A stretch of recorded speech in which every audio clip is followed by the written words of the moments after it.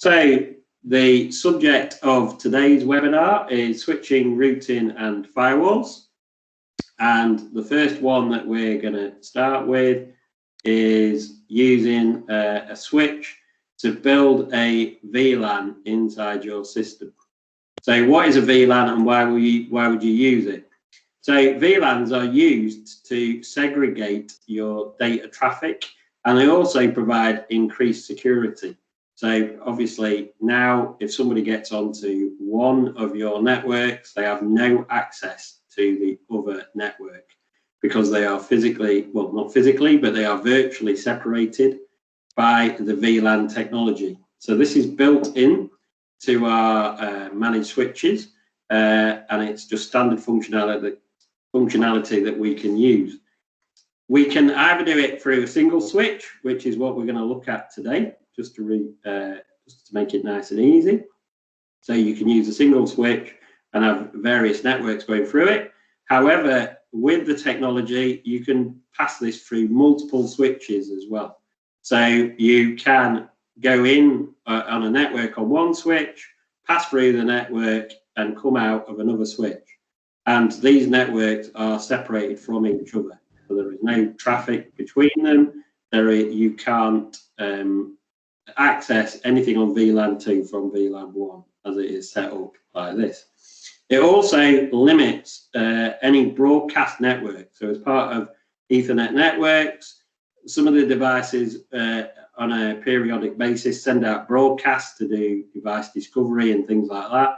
And again, these are restricted into each of the VLANs, therefore reducing the amount of communication load that is put on through the network.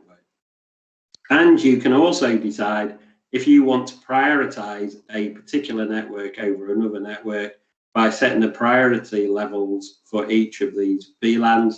So therefore you could say prioritize your Profinet traffic over and above something like CCTV to ensure that your plant keeps running, and it's the CCTV frame rates that slow down rather than your machine stop. So some of the terminology that we use with VLANs is ingress and egress. So ingress is a data frame that is coming into a switch, and your egress, you assign a port to a particular VLAN, and this has to be a unique identifier. So on ingress, it has to be a unique identifier to one particular VLAN. So if any frame comes into that port and it hasn't already got a VLAN tag on it, it will be given the tag number for that VLAN. So in our case, 1 or 2, because I've just got 2 VLANs, so it would be given either the number 1 or the number 2, depending on how you've assigned that port. If the frame has already got a VLAN tag on it, it doesn't touch it. So if it's already got a VLAN number 2, but this port is assigned to VLAN 1, it would still accept that frame and it would forward it as a VLAN 2 frame, and then it will then come out of a VLAN port which has been assigned to VLAN 2. So egress is where we set up the VLAN numbers that come out of the switch. So it's ingress and egress. Egress, you can set multiple tags up to. So you can have multiple VLANs exiting a switch with a VLAN tag. Now, there is a decision to be made on when a frame, an Ethernet frame, comes out of the switch. Do you wish that VLAN tag to be left in the frame, or do you want to remove it? So you do want to turn it back into a non-tagged frame. And the general rule of thumb is that if it's the device you've got attached to your switch is just a single device, so it's a block of remote I/O or something like that, it is a single device, then you would remove that VLAN tag from it. So it would just go to the device without a VLAN tag. If that, however, that Ethernet frame is going onto another switch, and bear in mind that our blocks of remote I/O and things like that do have switches built into them, then you should leave that VLAN tag on, so it is passed down the network and it could then be segregated at a further switch and kept segregated from other Ethernet traffic. So how do we decide what these settings are? So there are some when we go in, and in a minute we're going to go into the switch and actually set this up. We have some values that we can put in on the egress setting. So the settings we have, we will see a capital U, a small u, an M, a dash or a T. So a capital U just means that the Ethernet frame is going to leave the switch and it is going to be untagged. So we're going to remove the VLAN tag from it. And the ingress and egress settings match. So that is set up exactly, they match, so it's the same frame on coming and the outgoing. If it's a small u, that means that again, we're going to remove the Ethernet frame, but the incoming and outgoing settings for that port don't exactly match. So that's when we've put multiple VLAN tags onto our egress, so on the exit. So that means that they now don't match. If you make it an M, this means that it's a member of that VLAN and it will keep its VLAN tag. So that means it could be passed over to another switch and it would still retain its VLAN tag. And then we have a dash, which means that port is not a member of a VLAN. And then T is trunk. This is a special mode, which when we had the two switches, if you set a port as a trunk port, it just means any VLANs that are assigned to that switch will automatically be sent out of the trunk port as well, because that is a connection between multiple switches. So you obviously want all your VLAN traffic.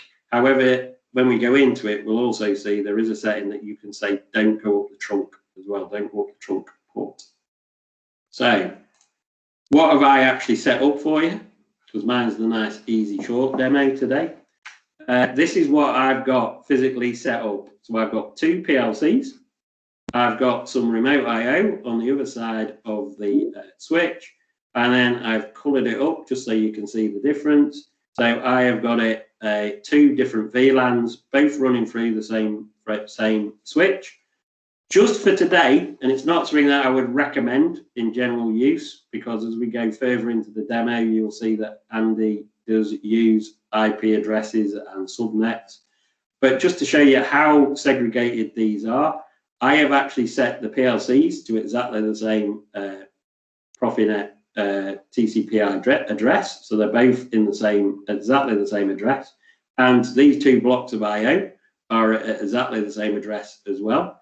So if this was not set up as a VLAN switch, this system would not work, because we would have clashes of IP addresses all over the switch, and it wouldn't communicate, because they literally wouldn't know which one of these they were talking to, because they're both at the same address. So it would all fail, and it's only through VLAN technology that we can do this. We could have exactly the same address. I would just like to emphasize, this is just for the demo, just to show you, in real world situations, it is always better if you can get these VLAN, these IP addresses to be in different subnets, because it gives you, as Andy will show in his demonstration, you can then do further actions like the routing and the firewall technology, which work best if all the devices are on different subnets. So what I'm going to go through today is also covered by a FAQ, and here is the link to the FAQ. And with that, we will just drop into the actual TI, the switch, because all the configuration for this is done inside the switch. So it's in a web browser inside the switch, and VLANs are part of layer 2.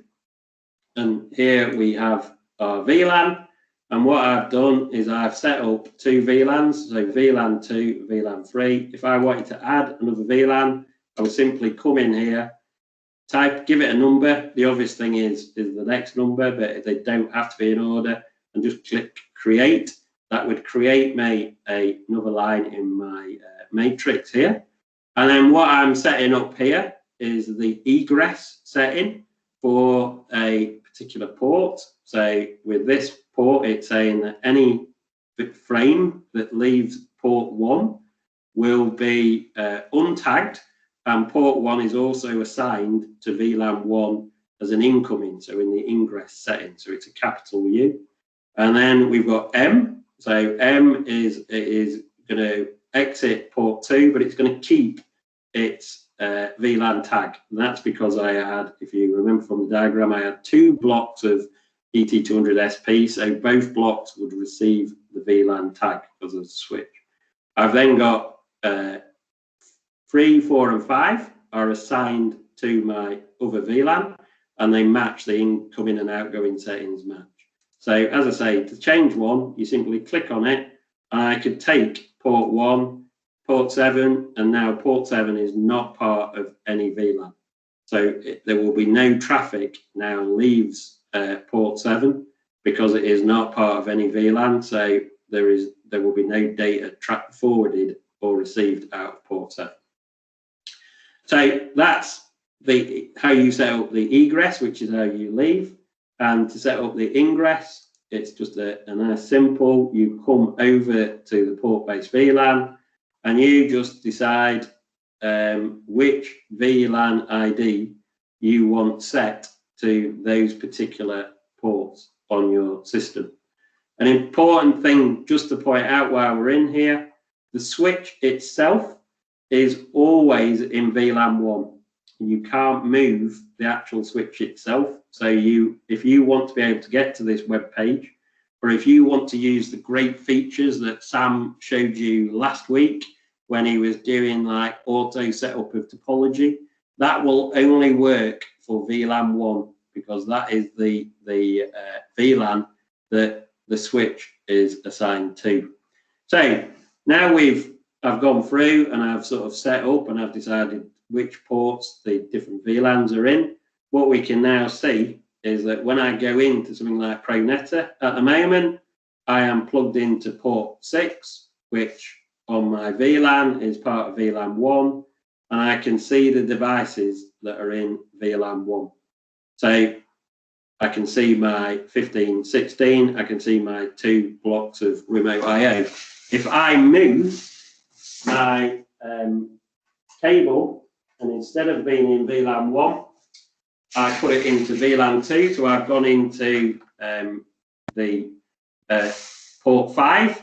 The switch has now disappeared because the switch isn't part of VLAN 2, because as I said, it's automatically assigned into VLAN 1.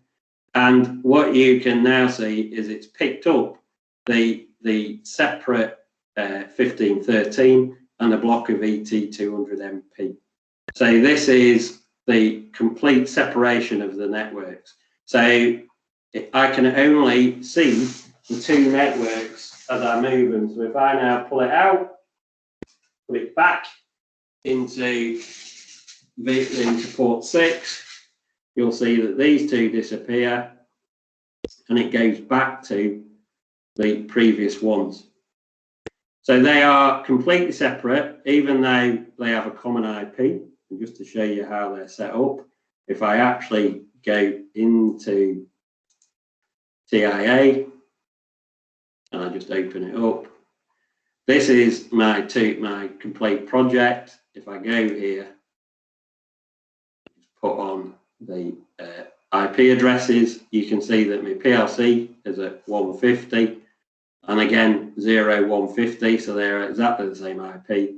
0151, 0151. So although these are all connected into that same switch, because I've got them set up as VLANs, in effect, they are completely separate.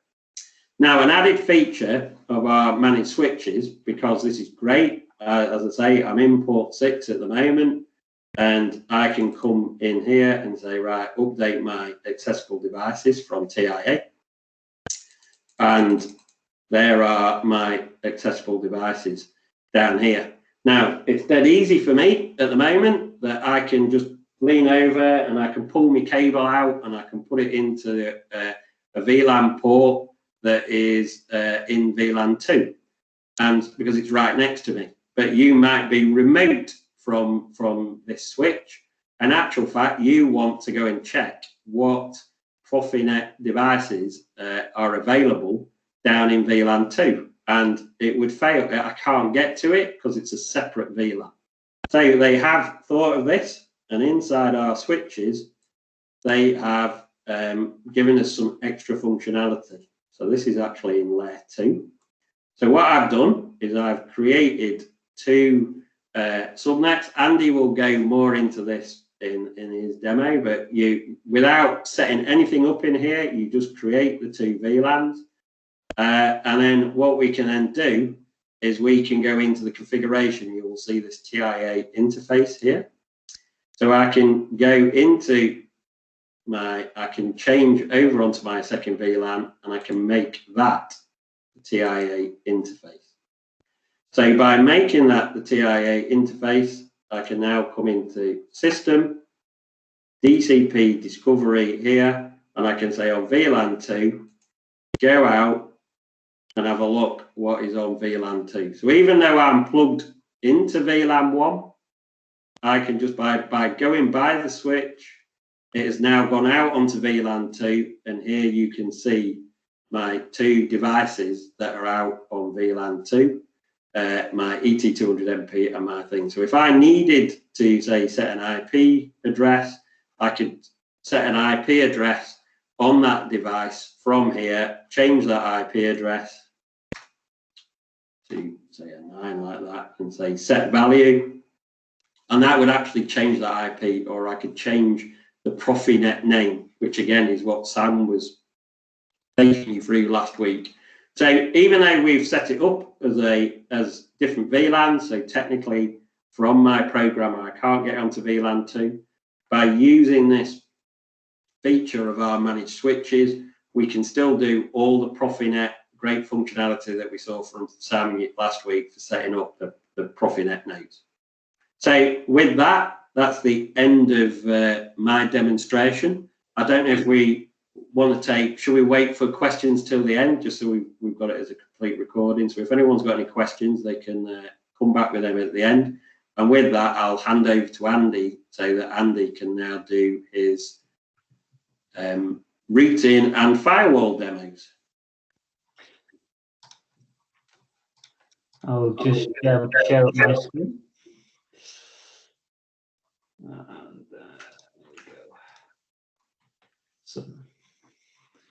So hopefully you can see my screen there, Dave.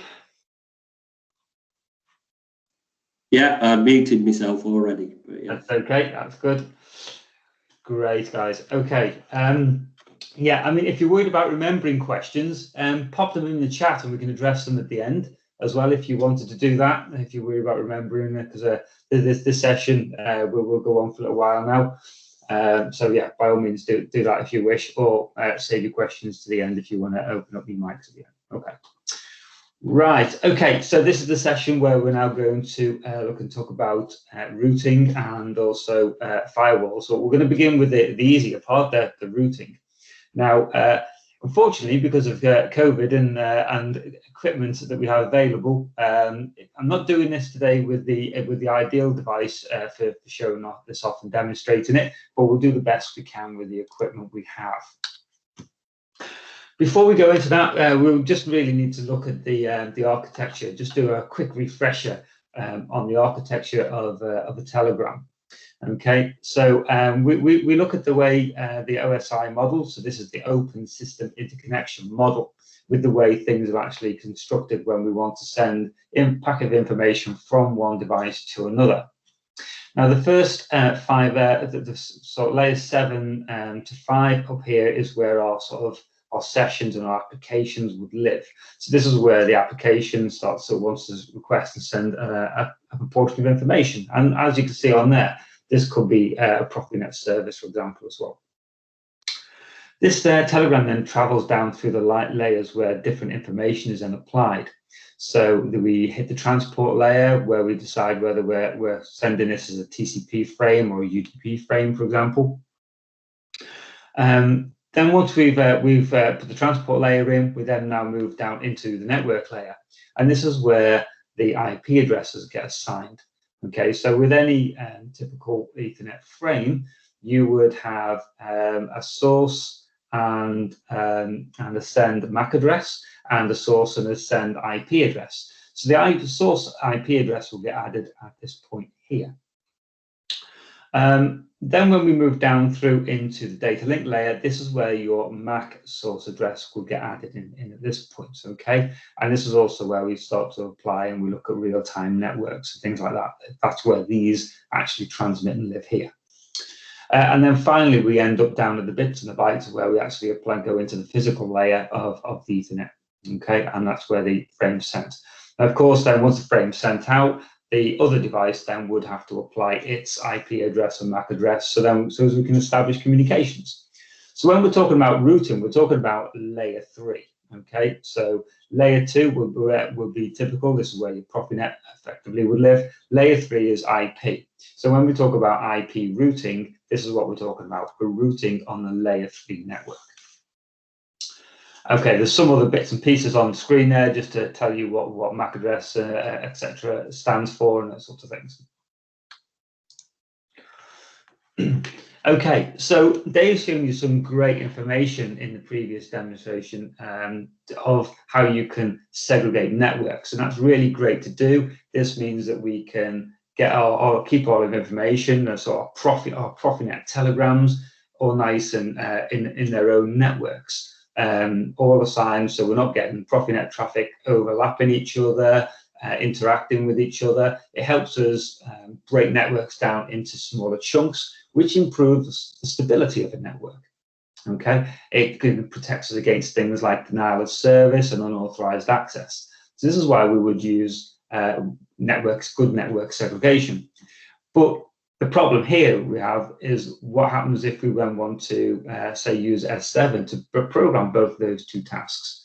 Okay, so this is where we actually want some parts of information to be able to be accessed into both of those two networks. And this is where we would deploy a layer 3 router.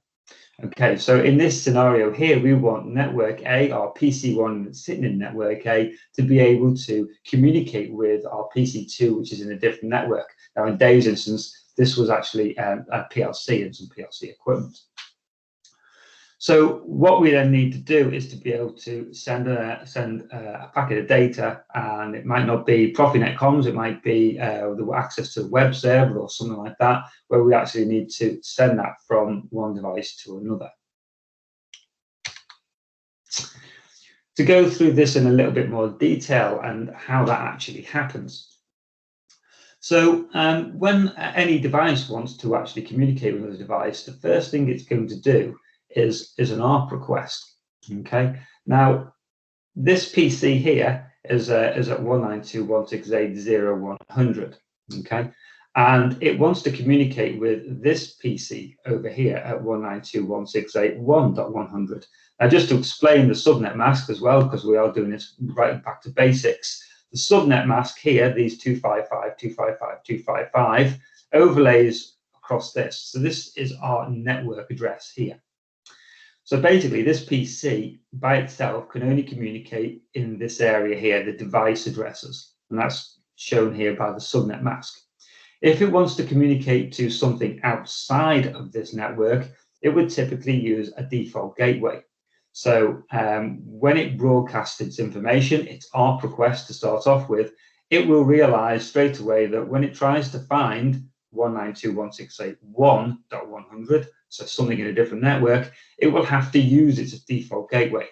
And this default gateway is the IP address of our router, our landing router. Okay. The other way of showing, just so as to point out this subnet mask here, and the other way of showing a subnet mask is by doing a /24. So if you were to break this down into these octaves, into bits, sorry, you would have 8 bits, 8 bits, 8 bits, all set to a value of 1. So 24 is the count from left to right of the number of ones in the subnet mask. Okay, so the ARP telegram will be populated with its IP address and its MAC address and would hit the router. The router then would then look at it up in its routing table, and you can see that down here of what networks it's connected to. Okay, and then what it would then do is send the ARP request out of all of the devices it can find in these two subnets. Now, in this instance, it would then find PC2, which would then take the ARP request, populate the ARP request with its MAC address and IP address, and then send that back to the router. Now, the router then has the routing table with the connected PC1 already in it, would populate the frame and send it back to PC1. So now then both devices now have the relevant information in their own routing tables, and the router also has its own routing table, and then we can get communication linked between the two. So we've explained all that now. What we're going to do is just do a very quick live demonstration. Now, unfortunately, the device I use is a security device, so there is a firewall in it. I'm going to try to stay away from the area of the firewall just while we just cover some of the basics on the router. Okay, just a little bit of information before we start. So the IP address of my PC is at 10.0.0.10. Okay. The automation equipment that we're going to be attempting to communicate with will be here, as I can just show you this in TIA portal. I've got two PLCs on my network and a switch. So we can see these are sitting in the 192.168.10 range. Okay. So we've got a .2, a .3, and a .4. Now, just to give you a flavor, we've got this safety PLC here, and I've enabled the web server with HTTP access only on it.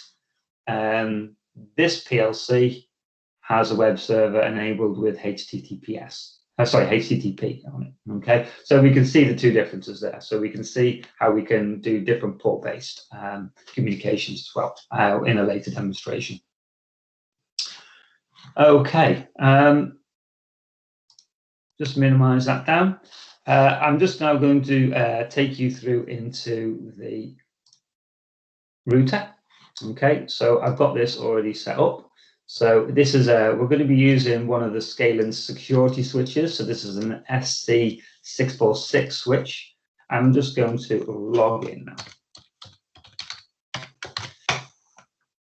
We can see I'm accessing the switch via the 10.0.0.1. That's the router's address on my external side. Okay. Now this router, of course, has access on both sides, the internal and the external networks. We're just going to show you through some of the bits and pieces. So again, we're working in layer 3. Okay. So under layer 3 and in subnets, as Dave showed you earlier, I've got two VLANs configured. Okay, one of them is my internal network. So this is my trusted area where all my PLCs, etc., are connected to. And we can see that the router has an IP address on this side here. Okay, on the other side, the external, which is where I'm currently connected to, we can see a different IP address here as well. Okay. If we go into layer 2 and we go into the VLAN, so this is where Dave took you earlier. This is again where we would set up the port-based VLANs. So what I've actually done here is I've got 4 ports linked to my internal network. So this is where my PLC equipment and switches are all connected to, these first 4 ports. And my external network, where my PC is connected, is actually on port 5. Okay. This is on the 10 range, 10.0.0.0 range. If we go into information here, we can look into things like the routing tables. So here we can see the routes that have been defined. Okay, so these are automatic, these are dynamic. Just by putting the subnets in, it will put in a gateway address, which is basically default here, 0.0.0. You can change these if you needed to on a fully fledged router. Okay, and you can add to these routing tables on a fully fledged router. And I can't do that in this device as it stands at the moment. We also have some interesting things. So I've talked you through R before. So this is the address resolution protocol. We click in here, we can see all the various different things that are connected to the two VLANs with their associated MAC addresses. So these are things that the router has already has learned of what is actually physically connected to them. And just for interest, just to show you what we've done here, down in security, currently the firewall is deactivated. Okay, so by deactivating it, we don't have to look at any rules, don't have to set up any firewall rules to get any communications between the internal and the external network. The downside of that is we can't apply any security between them. But we're going to come on to that when we talk about firewalls further down the line. Okay, so what you'll notice is, although my PC is sat in this network here, as we showed earlier, what I can now do is go into here, and if I put in the web server address, so 192.168.10.2 of my my switch, you can see now that although I'm connected on this IP address, the router is now taking that traffic through, forwarding it on, utilizing my default gateway through the router down to the device. And now we can effectively log in and sign into this. I can't type, and as you can see, I can't type passwords in at the same time as talking. There we go. Okay, so now we can see we get into my switch as an XC206. I'll also do the same and show you access to my safety PLC, which, as you can see, is on HTTPS here, and we can get into the PLC's web server. So that's my safety PLC. And if I also go into my standard PLC, which, if you remember, I enabled only with HTTP. So we can see that's not secure. And this one is shown as that we're on HTTPS here as well. Also, in addition to that, what I can also show you is if I go into TIA portal, and if I highlight both of these two CPUs and attempt to go online, okay, so even though, again, you can see that these are all clearly in a different network, okay, these will also go online through the router for me. Okay. I'm just going to turn these off and go offline. And what I'll do is just switch back to our presentation.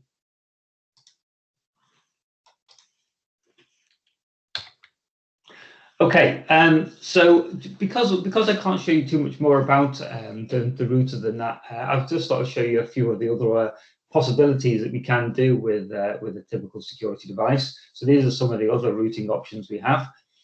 Static routing.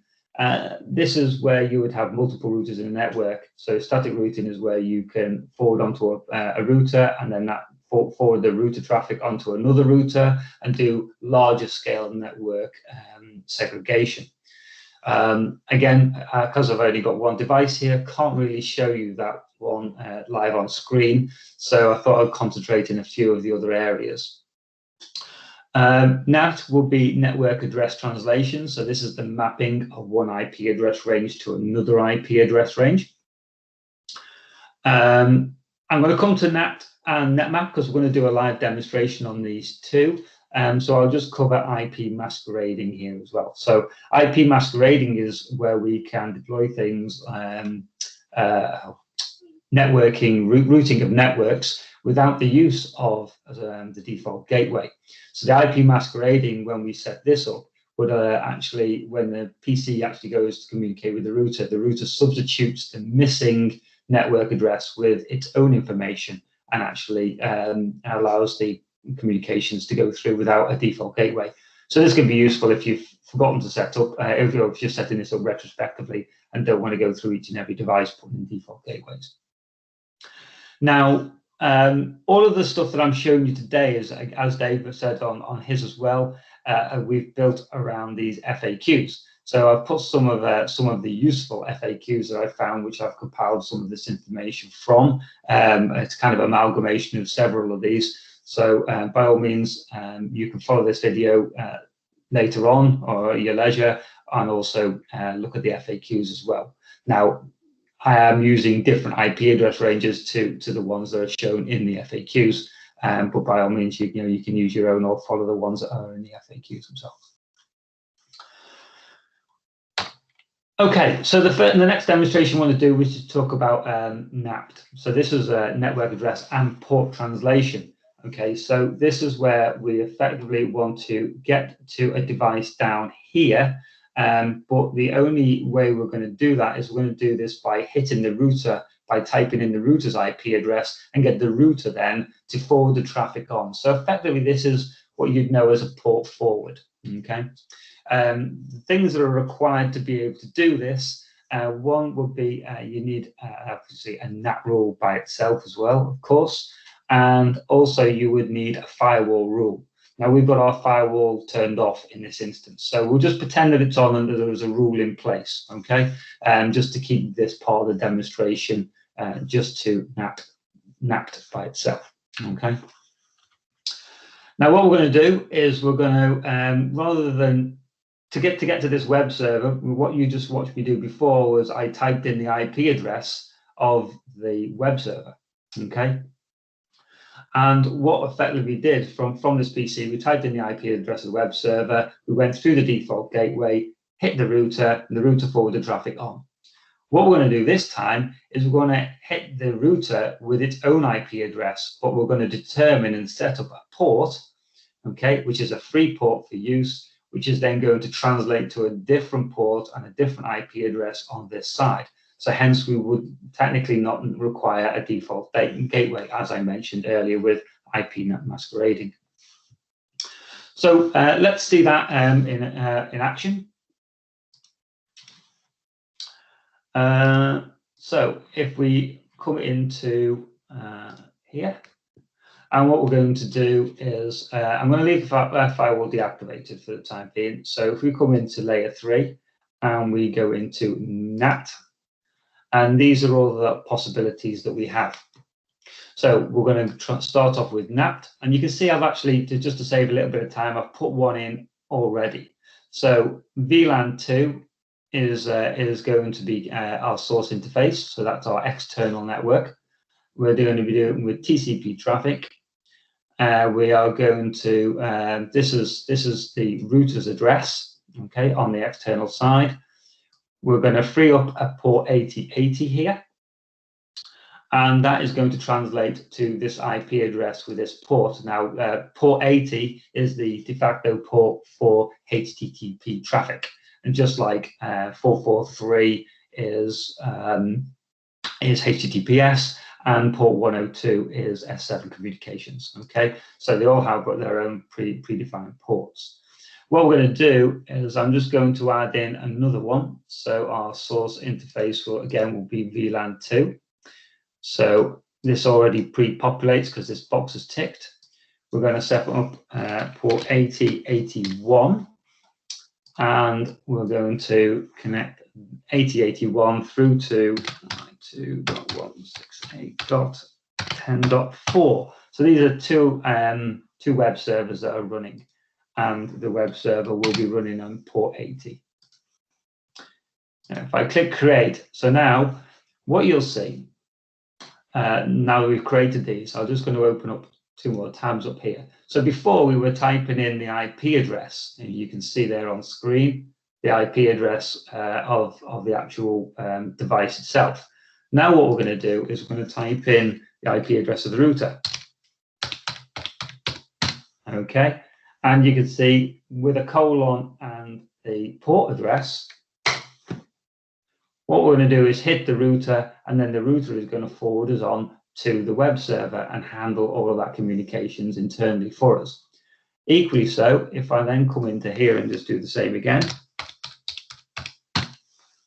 and this time I will do colon 8081. So with the same IP address but a different port number, we now get forwarded on to the IP address of the S7 1500 and its web server.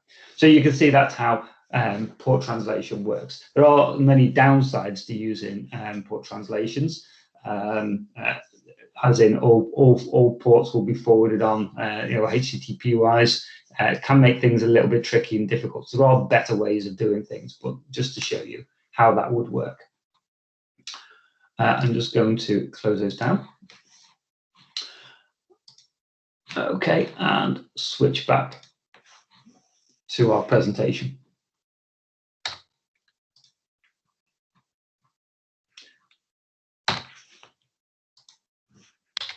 Okay, so the next thing that I wanted to show you, and I want to show you this because it's a really, really simple, easy way to be able to configure a firewall and router configuration, and that's using the NetMap function.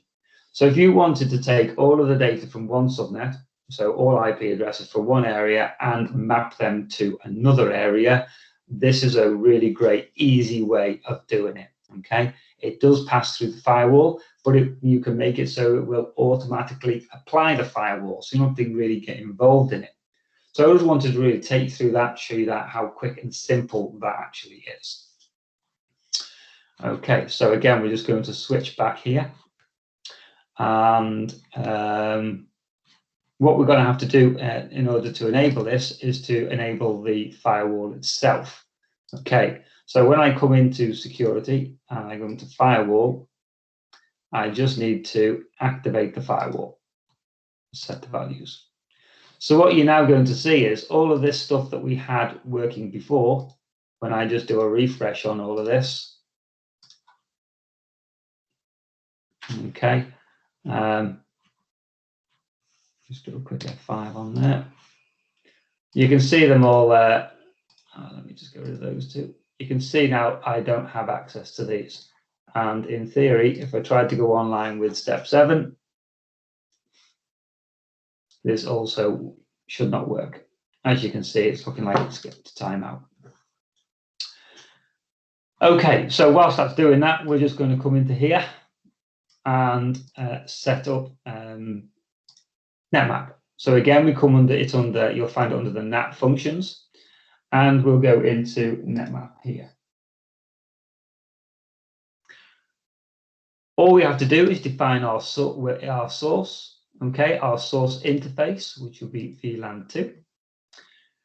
Our source IP address range, which is, remember, this is the range where my PC was sitting in. So there's our source address. So this is the whole range. So this is 10.0.0.0/24 to give us the subnet mask.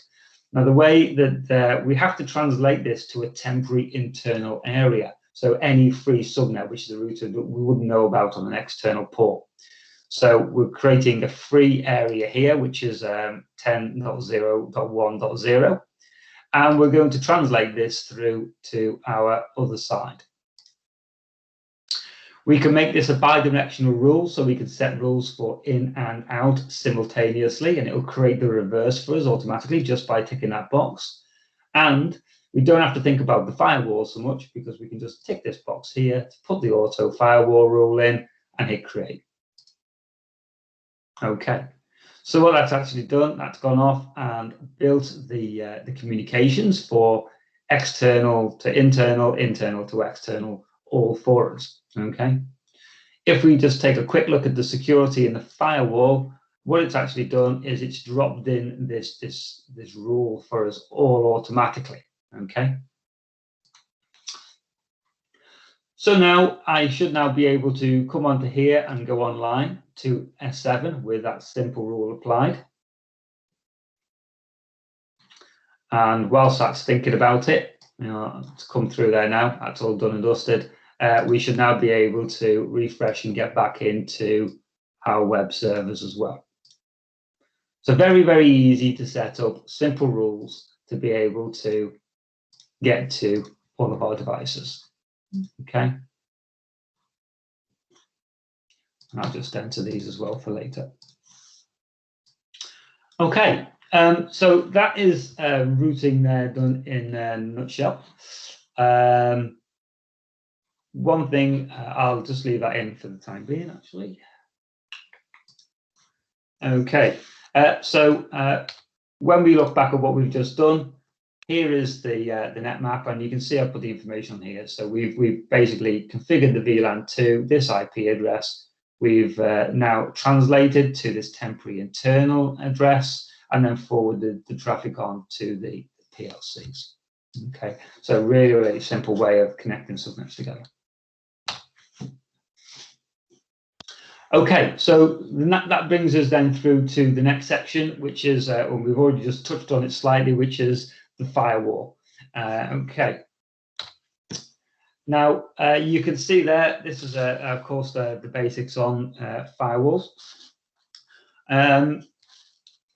You can, I'm not going to read through everything on there, but you can see the general information. So connecting networks together is really great, but we have to really think about is the security behind all of this. So why would we, when we're connecting networks together, we don't want to give everybody access to everything. Okay, we just want to give them restricted access. And this is going to come more into play with the more automation systems that are designed from now going forward as well. Okay, so the more we move into IoT, the Internet of Things, all that sort of stuff, we've got to be thinking about cybersecurity as well. Okay, so these are some of the core reasons why you want to use a firewall, just restricting access to only the things that require to have access. This is really good stuff. Okay. Now, there are different types of firewalls. I'm showing you one here today. And the one I'm showing you today, the SC range of router firewalls, is what we call a stateful inspection firewall. Okay, this gives us the ability to allow or block based on state, port, or a protocol. This only can be done during an open connection, and it can be based on admin-defined or context-defined rules. Okay. The other options are, so you've got the next generation and the threat-focused. These are better quality firewalls. Okay, so these can do the stateful inspection in addition, but what they will also do, they also have application awareness. Okay, so you can filter traffic based on the application, and they can also do packet inspection. So this is where they can inspect the packets for possible threat of virus and discard those packets if necessary. Okay. Now you're going to find all of these in different scenarios. Okay, so we'll put up sort of one of our typical automation layer architectures on screen. The ones we're using today, as you can see, the SC range. So these come in the 6.3 range and the 6.4 range, and these are ideal for things like production cell firewall-based scenarios. Okay, this is where you may have two identical machines and you want to protect one from the other, or if somebody was to gain access and hack into one, it'd be more difficult to hack into the other one as well, because they've both got different rules, different sets, different things going on. You're also protecting the Profinet environment, just like Dave was showing you earlier. So we're keeping the Profinet traffic down here and maybe only allowing S7 comms and HTTPS comms coming down into the cell. Okay, so this gives us the ability to manipulate traffic. Okay. The other scenario that this is good for is remote communication, and we can also see the scale and range also being used here to create a DMZ. Where we would typically not use the scale and range is for connection up into a corporate network or for off-site into cloud connectivity, for example. Here we would expect to see that that next generation firewall. Okay, so obviously protecting the automation layer from the corporate layer and also the internet. Okay. Now, when we look at firewall rules options, I'm going to take you through some of the IP range firewall options. We can also do user-based, which I'm not going to cover today, and also MAC-based firewall rules as well. So maybe we want to block against ARP commands and things like that, or DCP discovery. So there's lots of things that we can do. We're going to focus today really around IP traffic. Okay.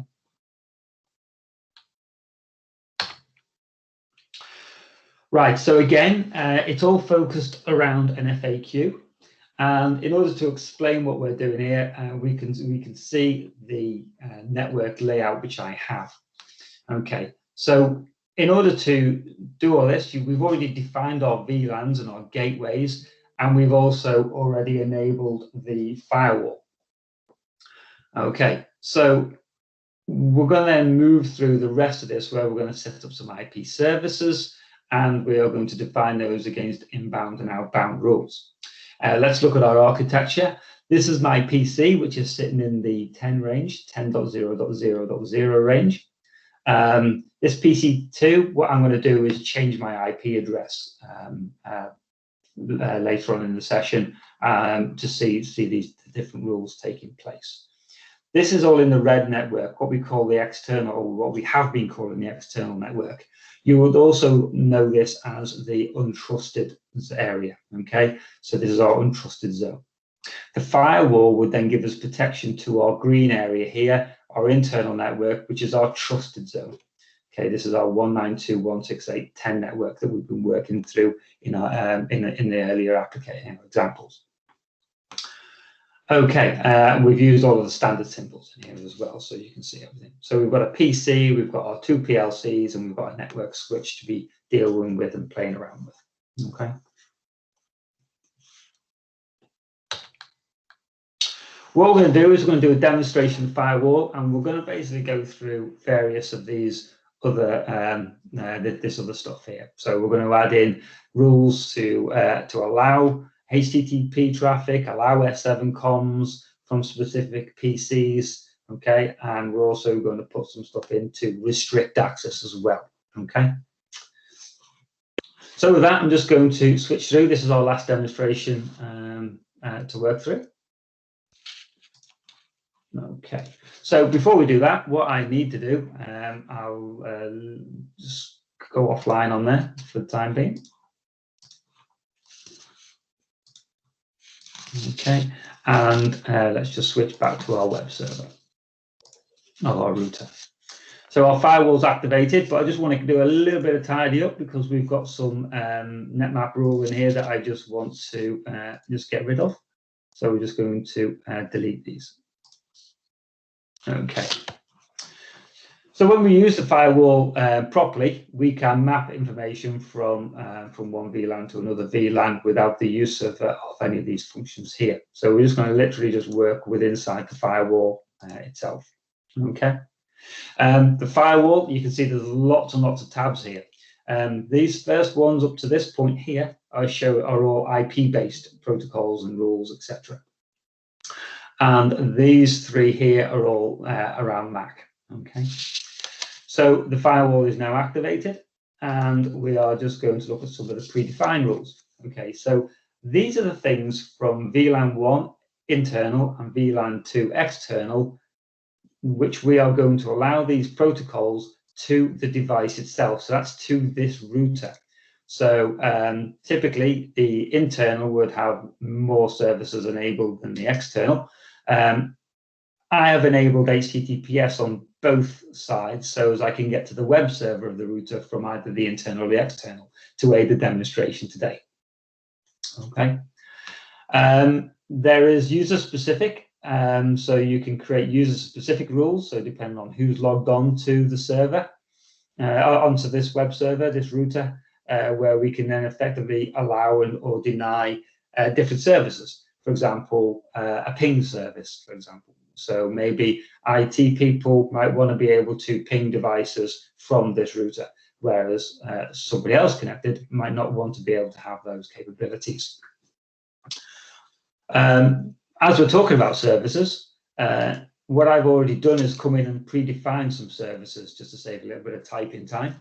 So you can see here, I've predefined a destination port range of 102, and that's step 7. We've got HTTPS, HTTP, and secure shell as well. So this is if you wanted to program or control one of these routers or switches from command line interface. Okay, we just want to be aware of that. Okay, and you've got the 2 different transport layers that this can work over. We've also got defined some ICMP services. Okay, so these are your standard services. So things like an echo request, which is a ping service. We've allowed all types, and I've just given it the name ping here as well. Okay, so we can allow or deny ping service requests. Okay, as I mentioned when I was talking about the user-specific stuff. That then brings us to the IP rules where we were working earlier. So what I'm going to do now is just throw in some IP rules and set these up. So we first of all just click on create, and the first thing we can do is create an action, whether we want to drop, accept, or reject. Okay, so this one we're going to accept, and we're going to accept from the external to the internal. Now you can see there's lots of different options here. We've got Cinema RC options and things like that as well, and IPsec, and we can also accept from external to device, etc. So you can see we've got the same options here as well. Okay, so we're just picking where we want to bring it in and where it is going to. Okay, so the first one is, again, I don't want to leave it like this. So with this function in here, so if I'll just show you this actually, and set the values. So what this is saying, I will accept any IP address range on my input to any IP address range on my output, and I will allow all services. So these are all TCP ports. Okay, so if now we've created that, effectively all of this will work. So we've basically configured a firewall, great, but there is absolutely no security on this whatsoever. All traffic, everything completely is going through the firewall. And we'll see that there now. Okay, we'll let that communicate. So what I want to do is show you how to restrict that. So what we're going to do is, first of all, we're restricted to just the IP addresses that we want to communicate with it with. So this is the IP address of my PC for a start. Okay, so we've now restricted the input range, so any other IP addresses coming in wouldn't be able to utilize this firewall rule. And just to show you, I'm going to allow my IP address to be able to talk to the internal IP address.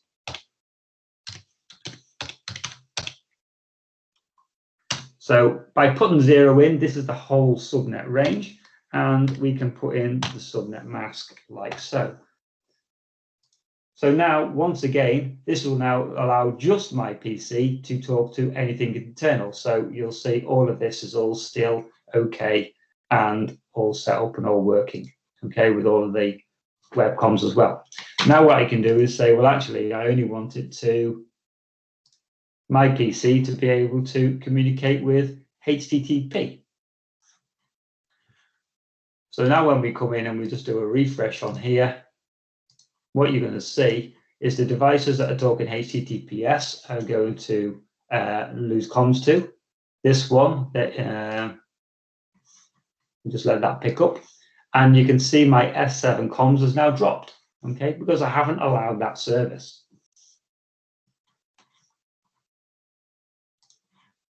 You can see these have now timed out. This one that is running HTTP only is still communicating, which is perfect. That's exactly what we wanted to happen. Okay, so let's put in another rule, and I'm just going to show you some different options now. So what we're going to do is add in another new entry, and again we're going to accept VLAN 2 to VLAN 1. Save me typing that in. I'm just going to cheat and copy that. And what we'll do now is we're going to put in, so you don't have to just use individual IP addresses. You can put things in like ranges. So our PLCs actually communicate on as IP address 3 and 4. So I can put this in.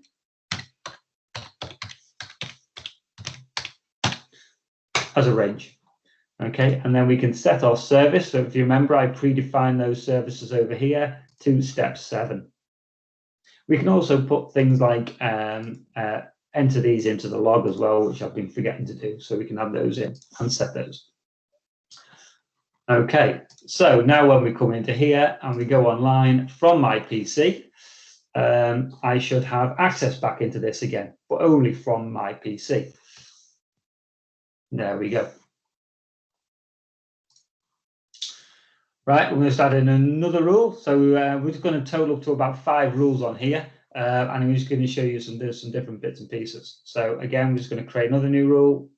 And we are going to accept, again, VLAN 2 to VLAN 1. We don't have to do the return, you've noticed, because anything that comes through the firewall would automatically apply a return rule for any information coming back out from trusted to non-trusted.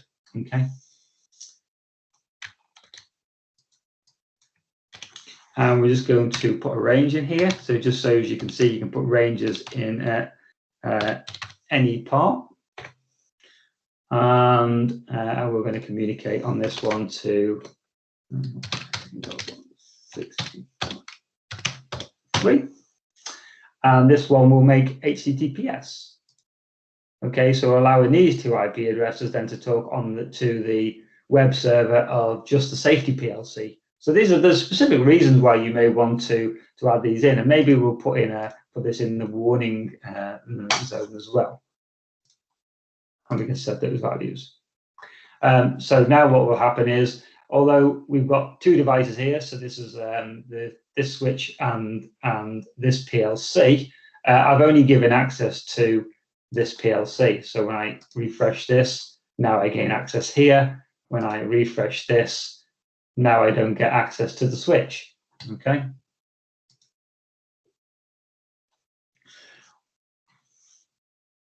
What I'm then going to do is what happens if I then switch the IP address of my PC. So I'm just going to click in here. I'm going to set my IP address now to 12. Click on OK. Okay, and we will just now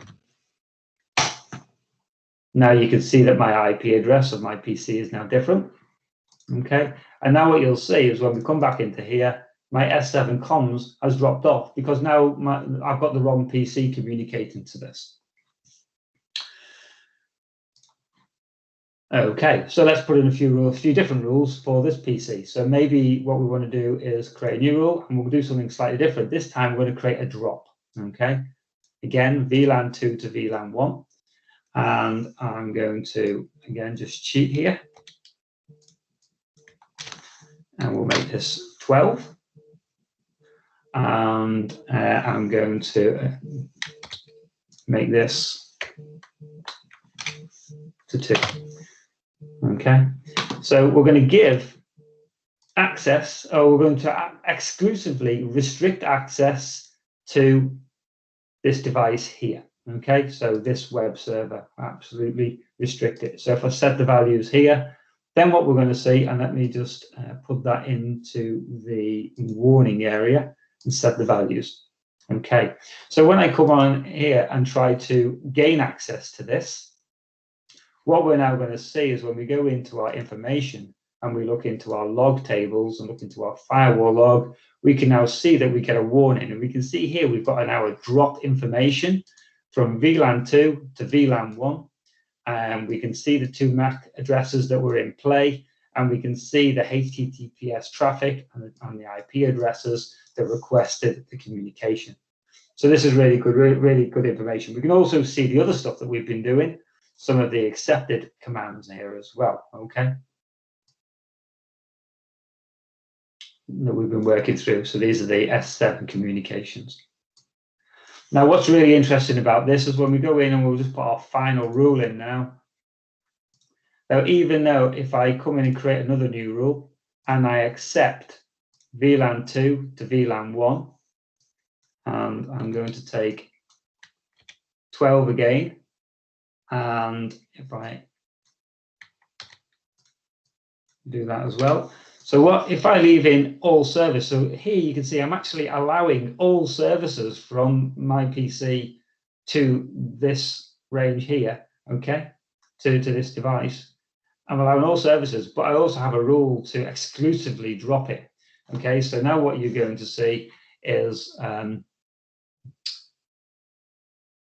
when we come into here, I hit the refresh, I will be allowed to communicate to other things. Just say, oh, that won't communicate because we've denied access to that as well. Okay, so what we're going to see is it still won't gain access because even though we've got a rule to allow access of all services, we've exclusively put one in order to force a drop. Okay. Very quickly, just to run a very quick look through, these are where we can do the, so that's IP rules, okay? So those, in fact, I didn't set those bits there, which is why that didn't work. In terms of the MAC addresses, here we've got where we can allow all things like ARPs, DCPs, and IPv4s, okay? And we can define MAC rules in exactly the same way, where we would accept or drop internal to external, for example, okay, and we would do exactly the same with MAC addresses and what services we wanted to deploy as well. Okay, I'll just delete that one out.